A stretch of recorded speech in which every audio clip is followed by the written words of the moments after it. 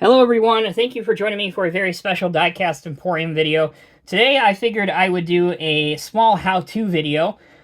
This is something I wish was more readily available when I first got into doing models that had decals that needed to be applied to them. Yes, there's many how-to videos out there on YouTube, but really there are some key aspects that some people left out. So I figured if you are relatively new to this, as I am, I figured I'd show you what I do, so maybe it might be able to help you out, and if nothing else, it'll give you some pointers, so that applying decals isn't such a tedious and, at some point, to some people, overwhelming process. So, let's go over what you need first. Obviously, you need a model. So in this case, I have a 1/87 scale Arsenal M resin model that I have assembled, painted, and now it's ready for decals of the M55 self-propelled howitzer. This is really the predecessor to today's self-propelled howitzers, like the M109, for example. This is really what came before it. So you need a model. You need a decal setting solution. This is my preferred favorite, by Microscale, Microset. They also offer this with red lettering. This one has blue lettering, obviously. The red lettering is what you would use if your model has a bunch of irregular surfaces on it, rough edges. It seems to set better. Another brand you can use is Testors Decal Set, although I find that the Microscale one works a lot better. Next, you need some decals, obviously, and I always prefer the blue-backed paper decals, especially anything that is white in color. It seems to work better for me. You need a bowl of lukewarm water. Make sure your water is warm. You need something to hold and maneuver the decals, so a little modeling tweezers here, a toothpick to slide the decal off of the back of the paper, and then a cotton swab and or a Q-tip to dab the water in the solution off. So once you've done that, let's get started first, and let's cut a decal out. First thing that I would do before that, if you are not familiar, and especially if you are doing a historic model, really, this kind of applies for any model that you are doing. Look up some photos on the famous Google machine before you do any of this. So here's a photo of the real-life M55. Here's another photo as I almost dropped the phone. That was the pointer, so that was nice. Glad I didn't just stab myself. But at any rate, the point of this is to do your homework and have plenty of reference photos available so you know what to do. Assuming you've done that, take the decal paper.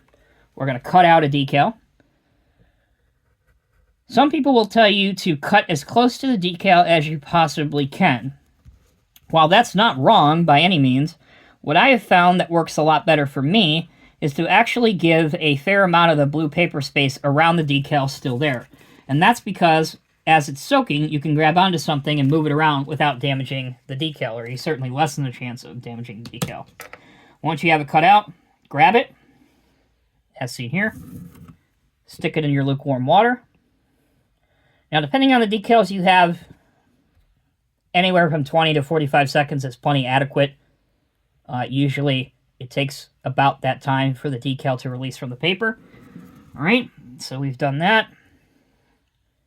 Now, we need to put the decal on the vehicle. So let's place it about here. Because as you saw from the reference photos, at least on the right side of this, the star seems to be on this little door segment of the turret. So that's where we're going to place it. You can already see the decal is now moving off of the back of the paper. And because it's water slide, guys, I mean, you can move this thing around as much as you need to. So there we go, it's on there.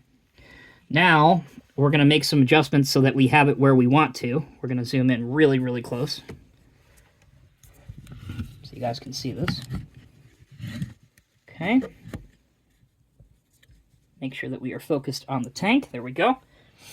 Now I'm going to take that toothpick, and I'm going to make sure this thing is centered.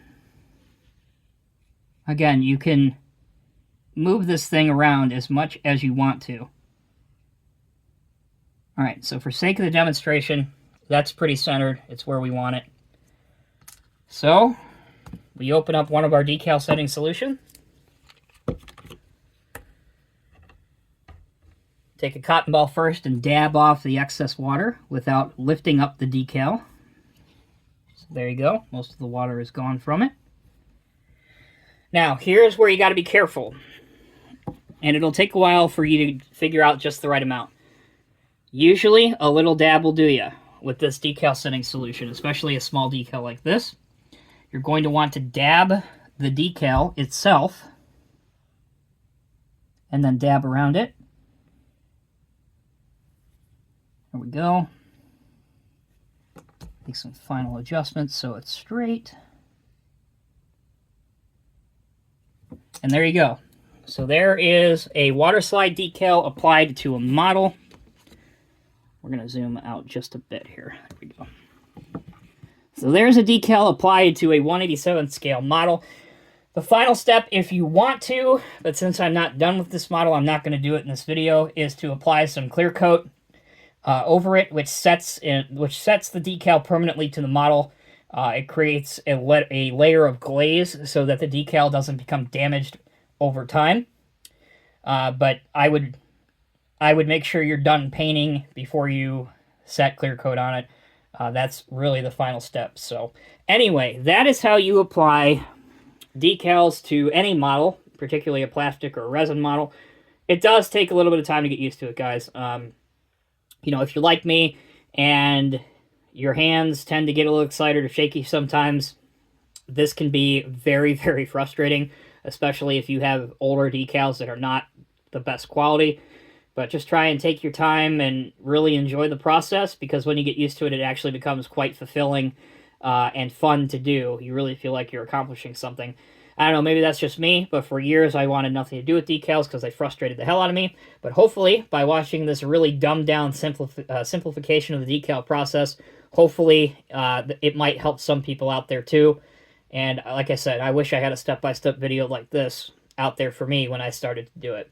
If you guys found this video helpful, please let me know down in the comment section below, because I'd love to do more how-to videos, depending on how well this video does, and more importantly, depending on if you guys want to see more. So that's critical. All right, thanks so much for watching. You can definitely catch this model when it's finished in a future edition of Diecast Emporium Military Mondays right here on Diecast Emporium. So if you guys are into history, if you like scale models, which hopefully you do, that's why you're subscribed to this channel anyway. But we take the best of history and the best of scale models, turn it into one video, and every Monday we focus on a particular famous combat vehicle from history. So be sure to check in every Monday if you are not already. All right, guys, that'll do it. Again, thank you so very much for watching. Please let me know if it helped you out. And again, remember, I showed pretty much all the steps you need to see, with the exception of clear coating your model in some clear coat to seal the decal, so don't forget to do that. But again, before you do that, make sure you are completely done with paint and any other modifications you want to do to your model. There you go. All right, until next time, take care, be well. I'll see you in the next review.